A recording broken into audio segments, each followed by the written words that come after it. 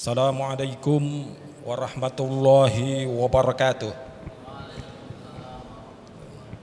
Fa innal hamdalillahi nahmaduhu wa nasta'inuhu wa nastaghfiruh wa na'udzu billahi min syururi anfusina wa min sayyiati a'malina may yahdihillahu fala mudhillalah wa may yudlilhu fala hadiyalah. Rabbi syrah li sadri wa yassir li amri wahlul 'uqdatam min lisani yafqahu qawli. Asyhadu an la ilaha illallah wahdahu la syarikalah wa asyhadu anna Muhammadan abduhu wa rasuluhu la nabiyya ba'dah. Allahumma salli ala sayyidina Muhammadin afdalas salawat wa anmal barakat wa azkat tahiyat fi jamil awqat ala asyrafil makhluqat Sayyidina wa maulana Muhammadin akmali ahlil ardi was samawat wa sallim alaihi rabbana azkat tahiyat fi jami'il khatarati wal lahadat amma ba'd. Alhamdulillah, pada kesempatan siang yang mulia hari ini di tempat yang mulia dan dihadiri oleh orang-orang yang mulia yang insya Allah pada hari ini dan masa depan akan menjadi kemuliaan itu menjadi bagian kehidupan kita yang senantiasa terus menerus untuk diberikan kemuliaan oleh Zat yang mulia Allah Rabbul Jalal. Alhamdulillah, pada kesempatan siang hari ini kajian kita meneruskan pada kajian keislaman, kajian fikih. Fikih itu pemahaman tentang memahami agama, itu namanya fikih. Pemahaman tentang memahami agama secara teknis operasional, kesehari-harian, tentang bagaimana tata cara sholat, bagaimana tata cara wudhu, bagaimana apa yang membatalkan sholat dan yang mensahkan sholat dan wudhu. Ini menjadi penting karena sholat ini menjadi kewajiban yang diwajibkan oleh orang-orang yang khusus diwajibkan. Tidak semua orang diberikan kesempatan untuk mewajibkan sholat, zakat, puasa dan haji. Tetapi insya Allah kita semuanya ini bagian orang-orang yang khusus yang diberikan kewajiban oleh Allah yang secara khusus diberikan kepada kita. Alhamdulillah kesempatan itu diberikan kepada kita. Pada kajian kali ini kita masuk pada fasal yang menerangkan tentang syarat-syarat bersuci. Insya Allah akan mengkaji dua pasal. Pertama tentang syarat-syarat bersuci dan yang kedua tentang pasal tentang orang yang hadas, baik hadas kecil maupun hadas besar, itu apa kira-kira yang tidak diperbolehkan melakukan sesuatu itu, orang yang berhadas. Itu nanti insya Allah pasal yang kedua. Sekarang kita menginjak pasal yang pertama. Bismillahirrahmanirrahim.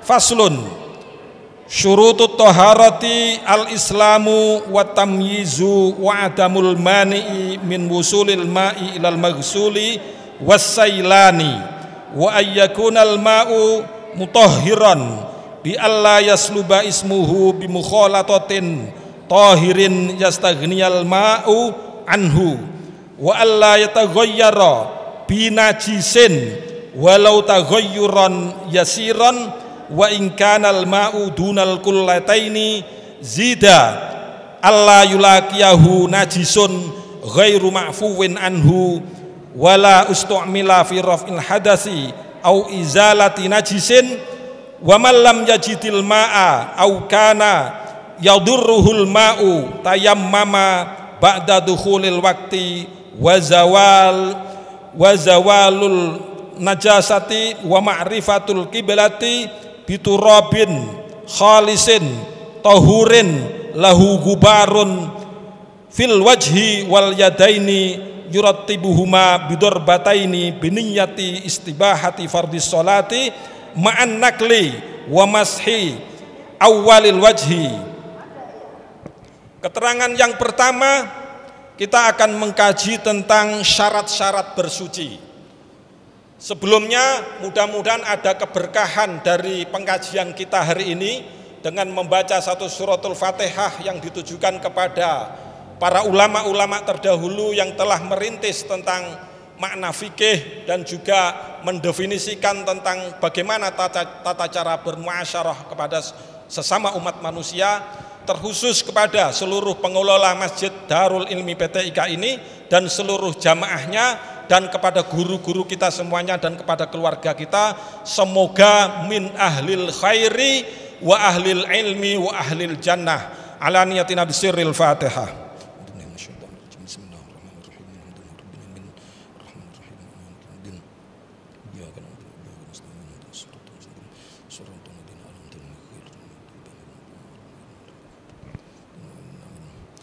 Amin ya rabbal alamin.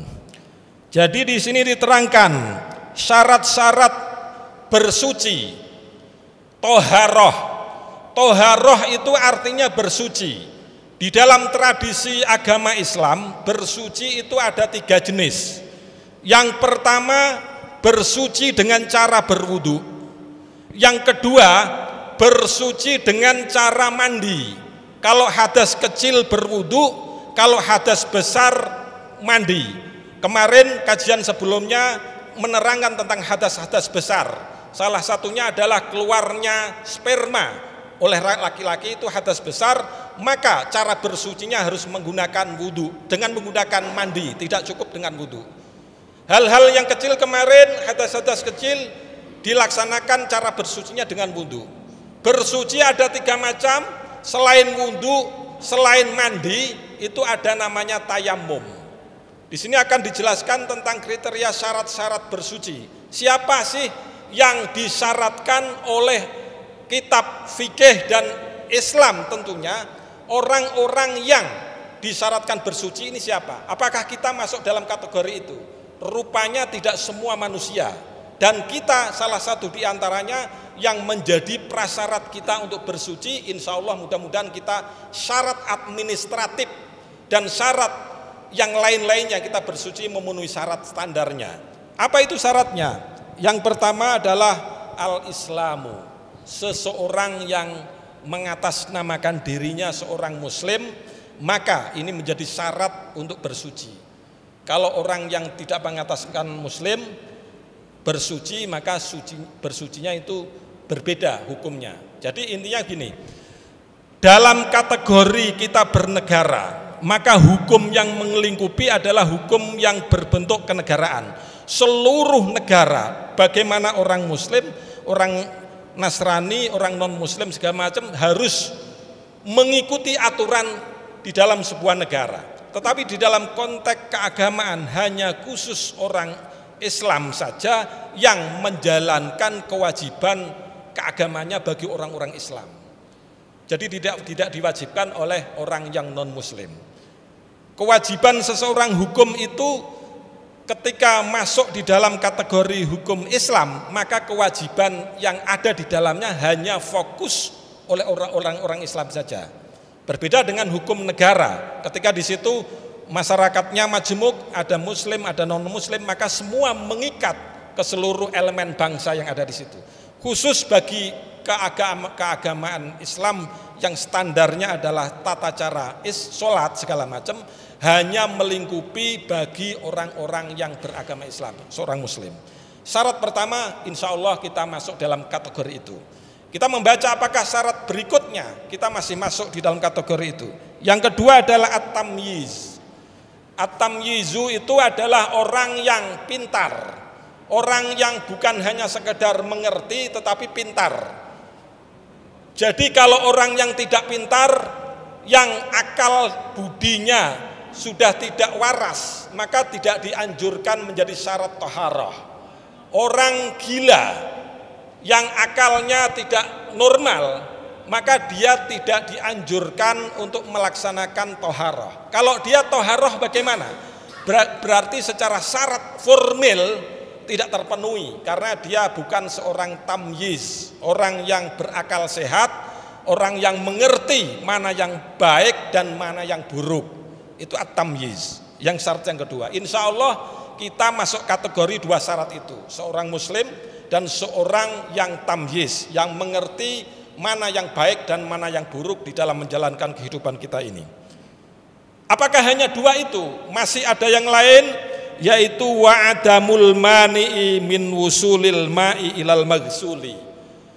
Syarat yang ketiga, formil harus dipenuhi ketika kita melaksanakan toharoh, baik wudu maupun mandi janabah maupun tayamum, maka harus tidak ada penghalang apa yang kita basuh. Misalkan di muka di sini kita membasuhnya, harus adanya air yang mengalir yang tidak ada penghalangnya. Kalau kita ada penghalangnya bagaimana? Berarti syarat sah toharoh tidak tercukupi. Oleh karenanya seluruh rangkaian wudhu kita, seluruh mandi wajib kita, kalaupun kita mandi wajib, kemarin disebutkan salah satu rukunnya adalah niat mandi wajib, dan rukun yang kedua harus terpenuhinya seluruh air di dalam tubuh kita, bahkan rambut-rambut kita harus semuanya terserap, terpenuhi, teraliri oleh air.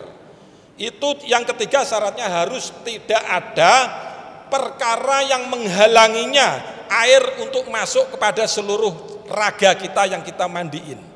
Kalau kita wudhu misalkan kita masih ada belang-belang di sini, masih ada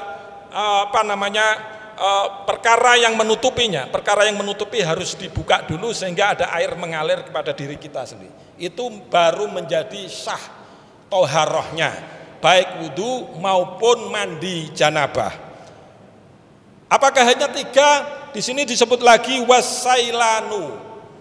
Sailan itu apa? Airnya harus ada bukti airnya itu mengalir, tidak hanya sekedar diusap. Kalau kita hanya mengusap, airnya tidak mengalir, tidak ada bukti air yang mengalir, itu berarti bukan as-sailan. Jadi yang pertama adalah muslim, yang kedua ada at-tamyiz, mengerti tentang mana yang baik dan mana yang buruk, dan yang ketiga tidak ada perkara yang menghalangi air itu untuk mengaliri tempat wudhu kita dan tempat mandi kita, dan yang ketiga harus ada bukti bahwa air itu mengalir di dalam diri tubuh kita. Itu yang keempat. Kemudian yang kelima apa? Wa ayyakunal ma'u mutahhiran bi alla yasluba ismuhu bi mukhalatatin tahirin yastaghniyal ma'u anhu. Yang kelima adalah jenis airnya.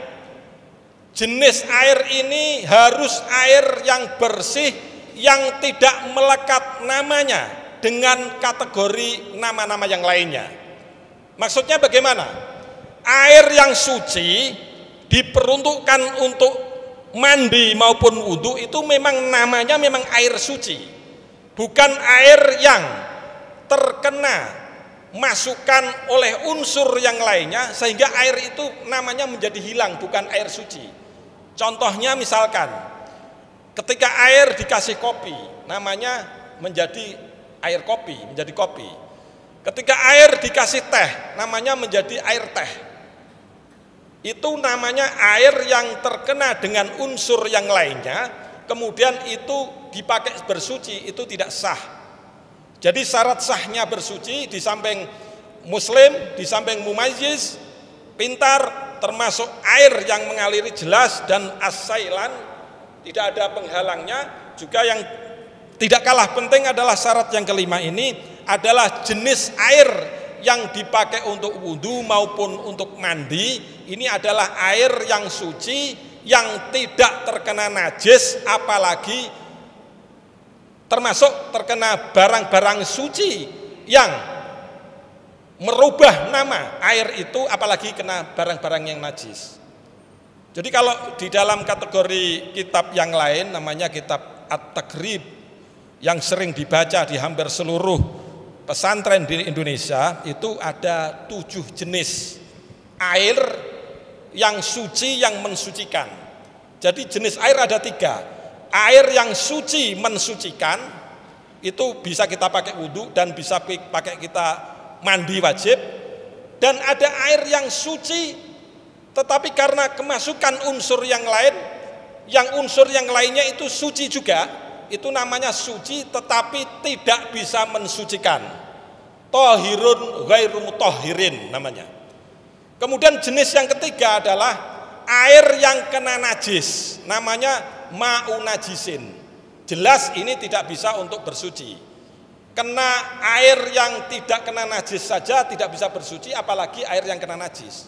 Jadi kriterianya ada 3 kategori: air suci yang mensucikan, kemudian air suci yang tidak bisa untuk mensucikan, dan kemudian air yang najis yang tentu tidak bisa mensucikan. Air yang suci yang bisa mensucikan ini kategorinya ada 7 di dalam kitab Abu Syuja yang ditulis beliau di dalam kitab At-Takrib, Ghoyatut Takrib, yang kemudian disarai dengan kitab Al-Bajuri dan yang lain-lain. Di pesantren semua banyak dipelajari itu. Salah satunya adalah ma'ul bahri, air laut. Jadi kalau kita di perlayaran misalkan, kita berwudu maupun janabah, kita mandi, nggak usah khawatir, itu air laut itu suci dan bisa mensucikan. Itu yang pertama, air laut. Kemudian yang kedua, air nahar, air sungai. Air sungai, kalau kita berkeliling di tempat sungai lurus, itu air itu meskipun bercampur berbagai macam hal yang lain, tetapi airnya sangat banyak, itu tetap suci dan bisa mensucikan. Kemudian ada ma'ul bi'ri. Ma'ul bi'ri ini air yang diambil dari sumur, baik sumur manual maupun sumur yang tidak manual. Kalau sumur manual, dulu orang-orang kita membangun sumur dalam, kemudian muncul airnya, itu airnya suci dan mensucikan. Air yang tidak manual, air-air yang sekarang ini, itu PAM, PLN, PAM ya itu ya, PAM atau PLN itu? PAM ya, PAM mengaliri air, itu namanya air manual, itu bisa suci dan mensucikan. Itu salah satunya. Kemudian yang keempat apa? Ma'ul aini, sumber mata air yang kita temukan di gunung-gunung. Kalau kemudian ada sumber mata air itu langsung kita pakai wudhu, itu sah dan mensucikan, karena itu terkategori air yang suci dan yang mensucikan. Kemudian nomor 5 apa? Tadi kan ada 6 ya. Air laut, air sungai, air sumur, terus mata air. Kemudian yang kelima ma'usalji. Ma'usalji itu air yang es. Kalau kita di Eropa misalkan segala macam itu kesulitan ada air, itu ada esnya, itu bisa untuk pakai bersuci juga. Karena itu bagian daripada air yang bisa untuk bersuci. Kemudian juga yang lainnya adalah ma'ul bi'ri. Ini ada ma'usalji, dan yang kedua ini apa ini? Yang lainnya ada ma'ul bi'ri. Jadi intinya ma'usalji, dan itu air yang kalau tidak berupa gumpalan es, itu misalkan contohnya pagi-pagi hari kemudian kita di daun-daun itu ada airnya, itu juga bisa suci dan mensucikan. Itu kira-kira jenis-jenis air yang bisa mensucikan. Ini kembali kepada tadi, saya ingin menerangkan sedikit tentang satu unsur kaidah atau standar di dalam memahami bahasa-bahasa Arab. Tentunya itu ada kaidah yang harus dipahami secara bersama. Wa ayyakunal ma'u muttahiran. Yakunu itu namanya fi'il mudhari' yang fi'il mandinya adalah kana. Kana itu memiliki saudara-saudara kembar, banyak sekali saudaranya, yang saudara-saudara kana itu bisa berfungsi untuk merafakkan isim, mendomahkan isim, dan menasabkan khobar. Jadi kalau katakanlah asal mulanya adalah Muhammadun qaimun, seorang nama Muhammad, qaimun itu berdiri, kemudian ada kata kana, maka menjadi kana Muhammadun qaiman. Qaiman menjadi fathah, tidak boleh dibaca kana Muhammadun qaimun. Itu namanya kana. Di sini dijelaskan wa ayyakunal ma'u muttahiran. Awalnya al ma'u muttahirun. Karena ada kata kana, maka menjadikan wa ayyakunal ma'u muttahiran. Karena kana berfungsi untuk merafakkan isim dan menasabkan khobar. Itu bunyinya, kaidahnya begini.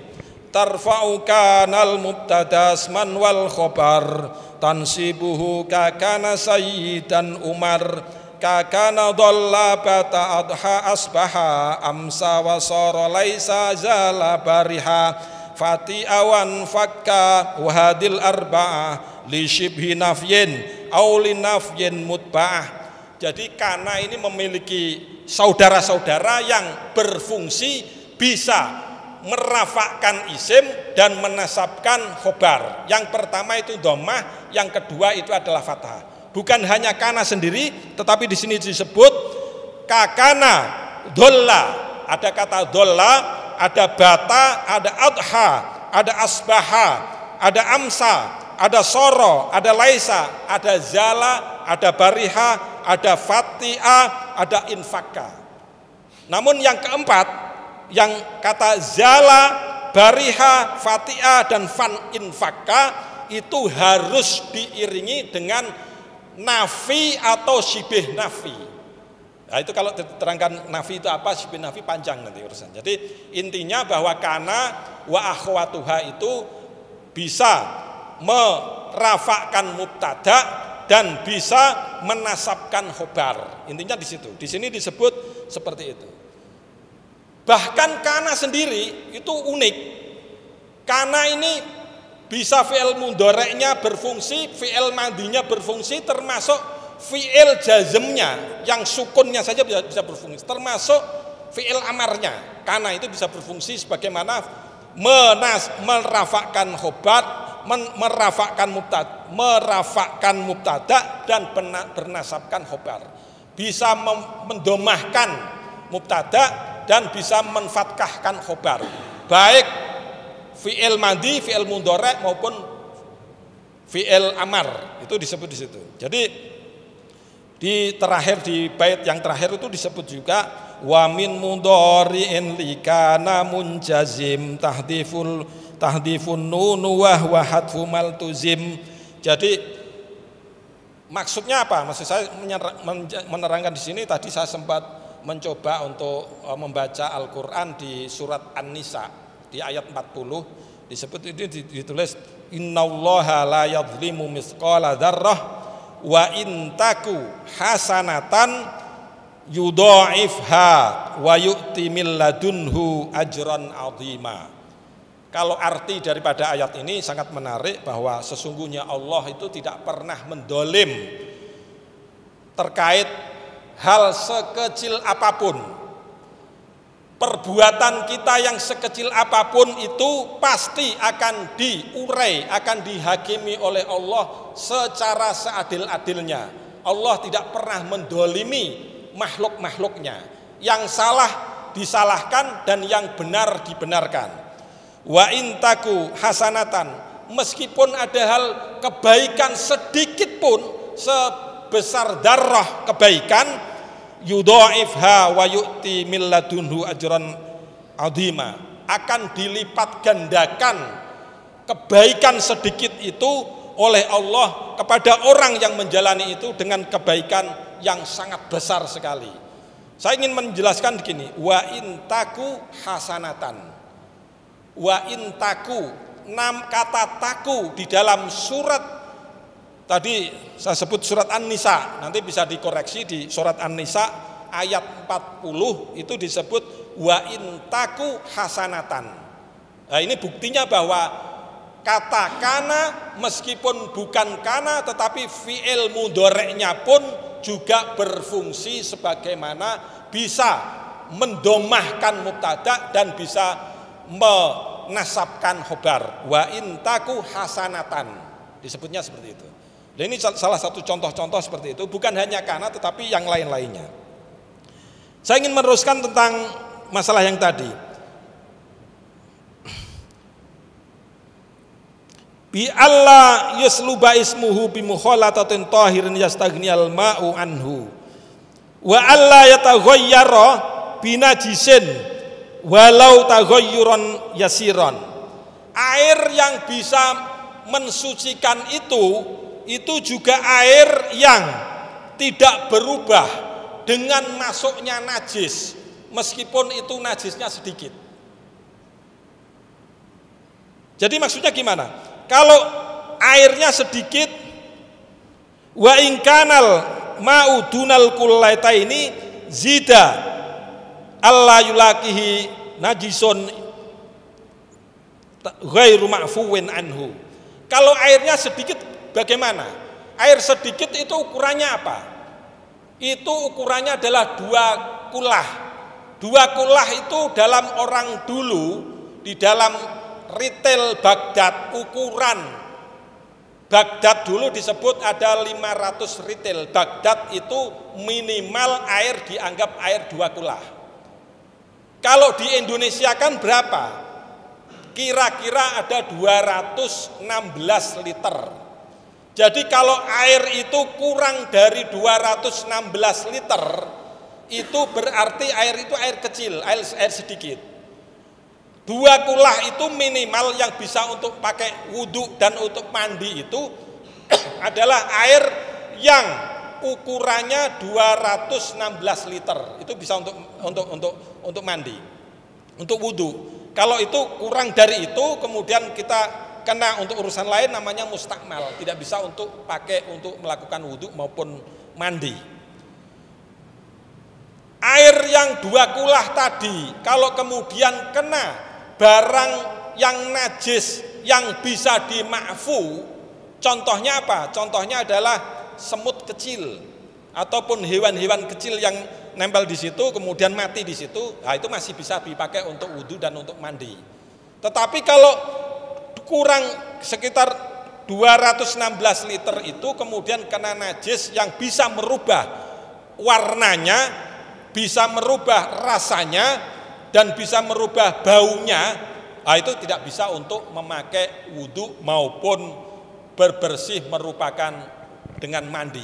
Nah itu tidak boleh. Yang boleh adalah air meskipun sedikit, kalaupun kena kotoran, itu kotorannya yang bisa dimakfu. Contohnya adalah semut yang kecil, 1-2 semut masuk di situ, itu semut mati di situ. Semut kan pasti punya hal-hal yang najis di dalam semut itu, tetapi karena kecil itu namanya dimakfu, tidak apa-apa, itu masih bisa dipakai wudhu dan bisa dipakai untuk mandi. Kemudian yang berikutnya apa? Wala ustu'mila fi raf'il hadasi au izalati najisin. Air yang bisa untuk bersuci, mandi maupun wudhu itu air yang tidak pernah dipakai. Kalau sudah dipakai mandi, kemudian sisa-sisa air itu mengalir, itu dipakai wudhu nggak bisa karena namanya mustakmal. Sudah dipakai lagi tidak boleh. Jangankan gitu, orang itu kadang juga begitu Ustadz ya. Kalau orang sudah, jangankan dipakai nggak dipakai, sudah dipacarin saja itu nggak mau macarin, kira-kira begitu. Apalagi sudah dipakai, kira-kira begitu. Jadi itu yang sah untuk dipakai wudhu dan yang sah dipakai untuk mandi itu adalah air, jenis airnya itu air yang tidak mustakmal. Kalau kemudian airnya ini kita tidak menemukan air, kemudian bagaimana bro Dawam, ini kalau nggak menemukan air, terus kemudian bagaimana cara bersuci, mandi maupun melakukan wudhu? Ada solusinya, karena Islam itu adalah agama yang selalu ada solusinya. Ajaran yang selalu ada solusinya dalam situasi kondisi yang rumit, itu Islam mengajarkan ada solusinya. Karena semua kehidupan agama ini adalah bisa diterjemahkan dalam bentuk sebuah ibadah. Semua ibadah itu pasti ada solusinya. Al-Islamu murunah. Al-Islam itu adalah agama yang fleksibel, yang bisa digunakan bisa di semua tempat dan di semua lokasi dan di semua zaman dan oleh siapapun, dari yang kecil maupun yang besar, dari yang hidup di Eropa, hidup di Indonesia maupun hidup di negara-negara lain.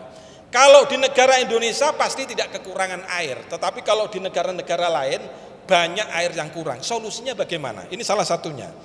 Wa man lam yajidil ma'a au kana yadurruhul ma'u tayammama. Kalau seseorang tidak menemukan air, kemudian ataupun ada air, tetapi kalau dipakai wudhu maupun dipakai mandi, maka justru air itu akan memberikan rasa sakit kepada orang yang memakainya. Maka dia diperkenankan untuk melaksanakan tayamum. Tayamum itu juga ada syarat-syaratnya. Tidak ada syarat harus tayamum tadi pagi habis subuh kemudian dipakai untuk sholat duhur dan sholat asar. Boleh tidak kira-kira seperti itu? Tayamum itu ada batas-batas waktunya. Salah satunya adalah ba'da dukhulil wakti. Tayammama ba'da dukhulil wakti wa zawalin najasati wa ma'rifatil kiblati biturabin khalisin. Salah satu syarat tayamum itu dikerjakan setelah masuk waktu sholat tertentu. Kalau sholat duhur kemudian kita tidak bisa wudhu pakai air, maka bisa melaksanakan tayamum khusus waktu setelah masuk duhur. Kita meyakini sudah masuk duhur. Setelah masuk duhur dipakai sholat duhur, tidak dipakai lagi untuk sholat asar. Sholat asar harus tayamum lagi. Itu kira-kira seperti itu gambaran umumnya.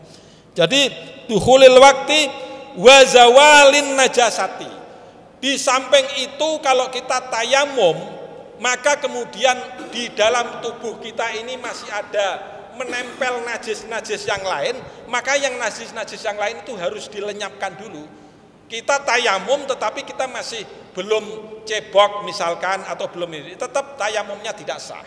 Tayamum yang pertama adalah sudah masuk waktunya, waktu-waktu sholat tertentu, dan di dalam tubuhnya ini tidak ada melekat najis yang menempel, termasuk badan dan yang dipakai badannya itu juga tidak menempel barang-barang yang najis.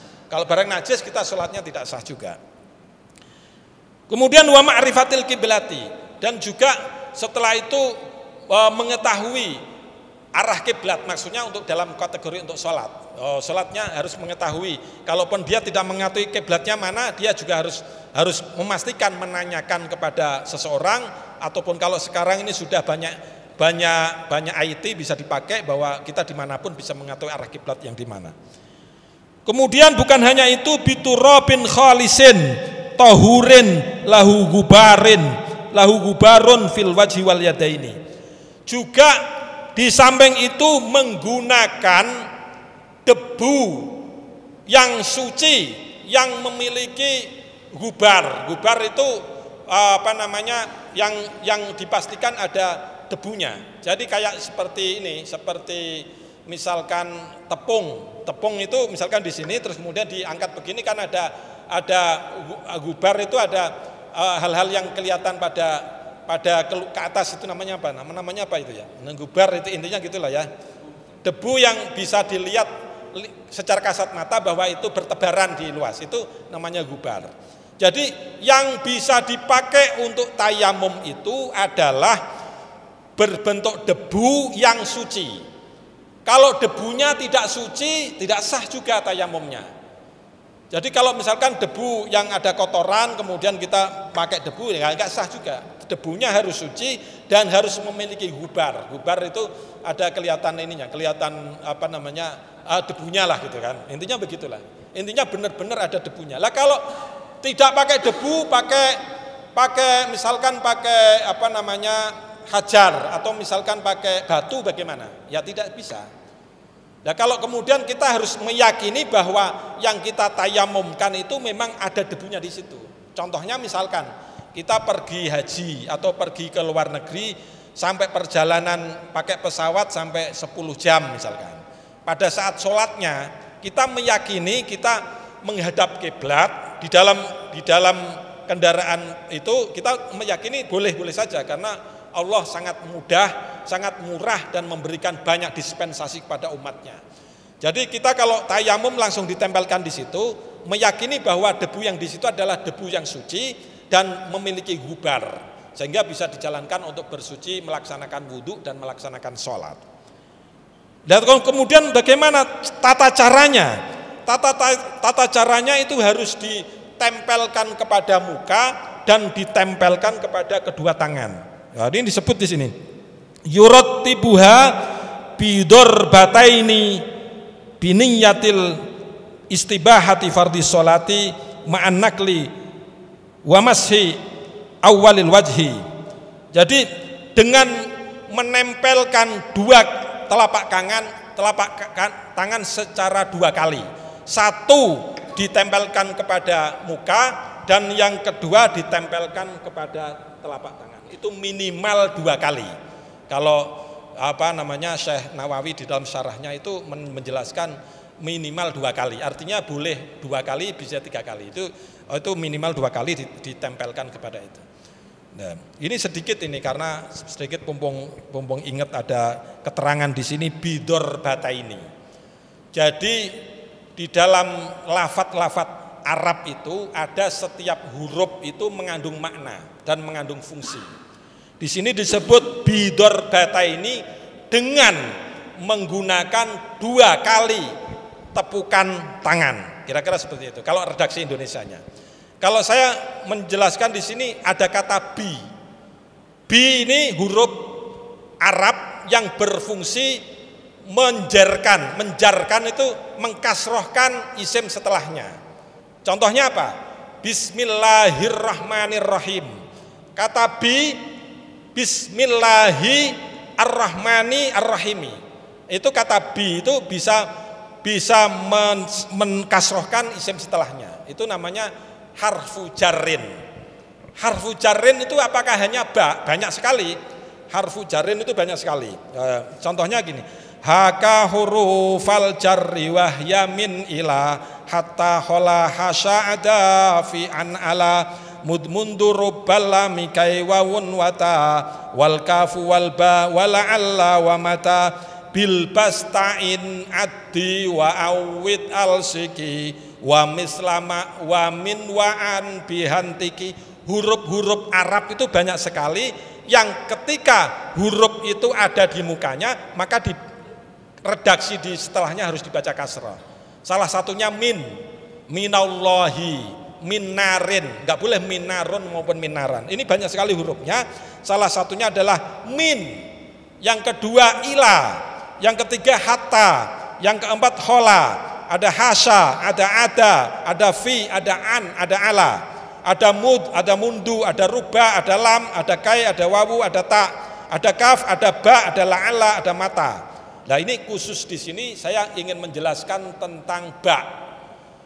Sama-sama ba itu fungsinya berbeda, maknanya berbeda dan kita memaknai harus pas sesuai dengan fungsinya. Contohnya apa? Bil basta'in addi wa awid al siki wa mislama wa min wa'an bihantiki.